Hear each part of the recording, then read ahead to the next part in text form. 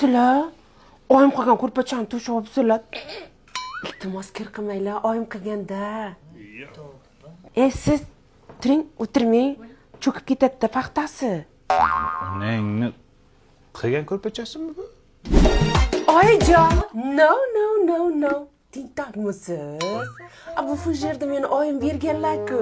Mana piyolada ichivering, o'lib qolmaysiz. Mana qara. Shu onang fujer jo'natibdi, farosatdan qo'shib jo'natmabdi-da. Aytaymi, olib kelsammi? Oyim aytuvdilar-da, nima kam bo'lsa ayt, olib kelib beraman dedi. Ya, sen undoq qilmasding-ku uchrashuvda, nima uni bilyapsan, ha? Dada! Oyim qilgan bandi xalat kiyyapsiz, tentakmisiz? Usulda bir narsa bo'lganmi? Yo kapanga odammisizlar? Nima qilsa oyim qilgan narsalar. O'zingni kelmadimi farosating? Voy, Xitoyga zakaz bergan ekan, yaqinda kelib qoladi, xavotir olmang. Kelin, nima qilay, yechaymi? Yo, endi sadqaysar.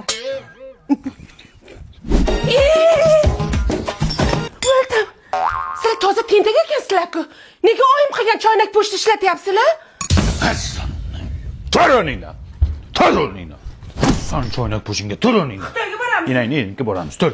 Aya dadasilar ham turinglar. Yuringlar. Onamga boramiz. Onangni.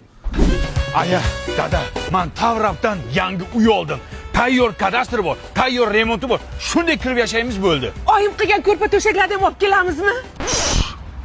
Gunchaqa. Jim o'tir. Hisob pulni qaydan olding?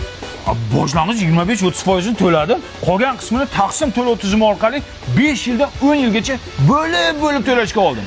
O'zining davlat maktabi bor, poliklinikasi bor, yonginasida metro bor, aeroport bor. Bitta uyning ichini ko'ring. Yo! Rostdan ham remontlari bilan ekan. Oyim bergan vagimalarni ham olib kelaylik. O'chir ovozingni. Onang bergan bitta cho'p ham bu uyga kirmaydi. Shu uchun bu uyni sotib oldim. Pam, kuyov yangi uyga yangi gilam olib keldim. Gilam kerak emas. Agar mana shu gilam mana shu uyga solinsa, butun umr minnat qilib o'tadi meni. Oyi, parastot olib kelmadingizmi? O'shanga kuyovingiz kayfiyati yo'q. Voy, izlamagan joyim qolmadi qizim, parasat qolmabdi. Buni onasida ham farosat yo'q-ku. Boring, parastot toping. Qayerdan topadi hozir? Kech bo'ldi. Qayerdan topadi? Ay qahar omadim,